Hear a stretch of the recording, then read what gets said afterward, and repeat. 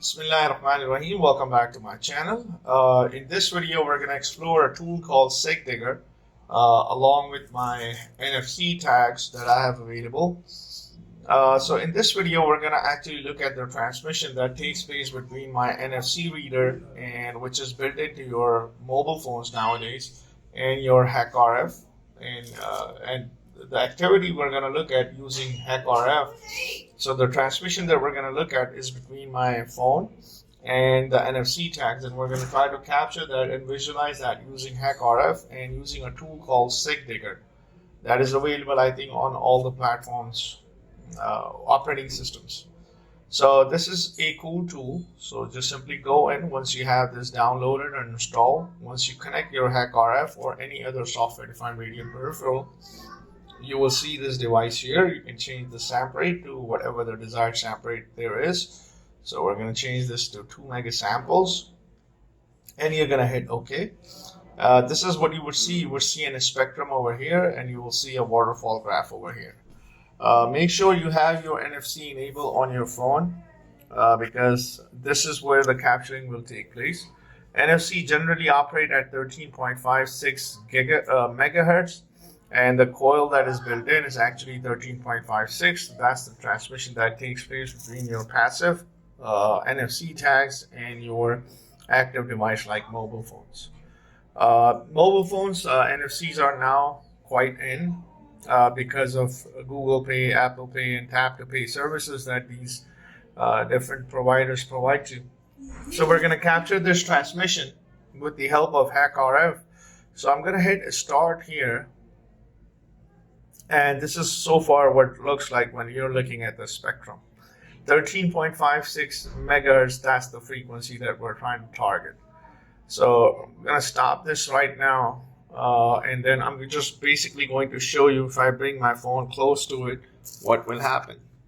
So now when you guys can see this right here, this is where the transmission is taking place. This is where the activity is taking place.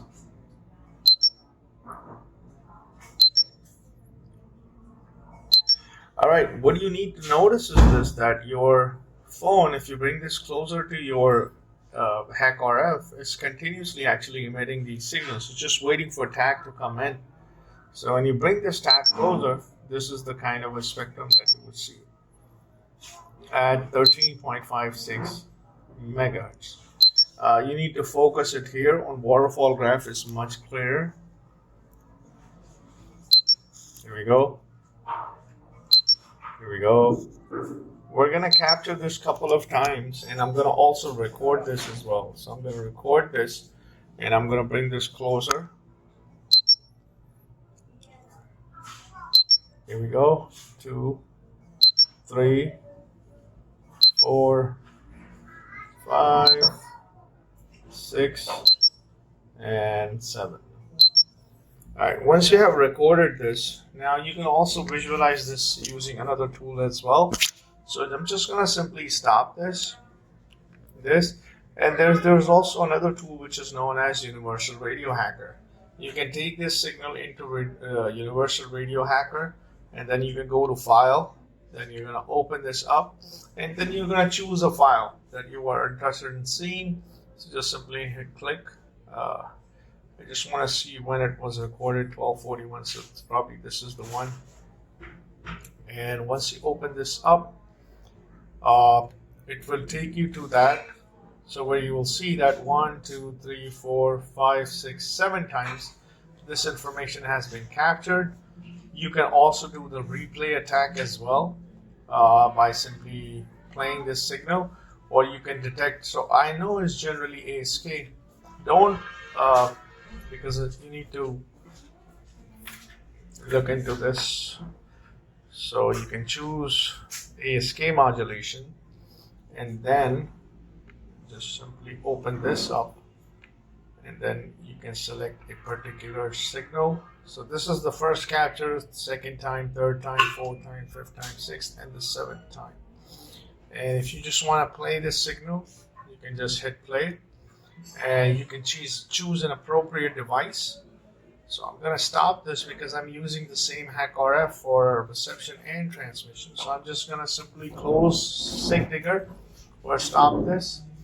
And then I can go ahead at Universal Radio Hacker. I'm going to choose my device to be HackRF. And I'm going to select the frequency at 13.56 megahertz.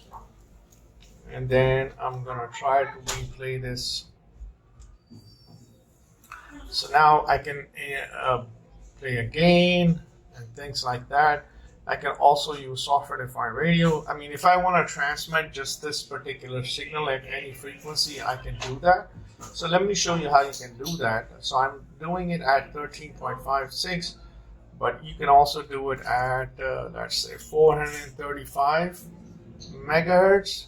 And I'm going to transmit that. But in order for me to do that, I'm going to connect my GQRX with my RTLSDR dongle, so I can show you this transmission which is taking place at the moment.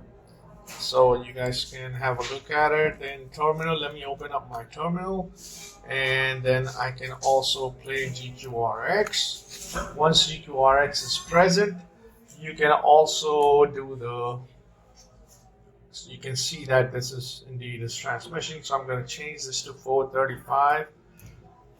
And I'm going to hit play, and we're going to wait for it, and now I'm going to start this transmission.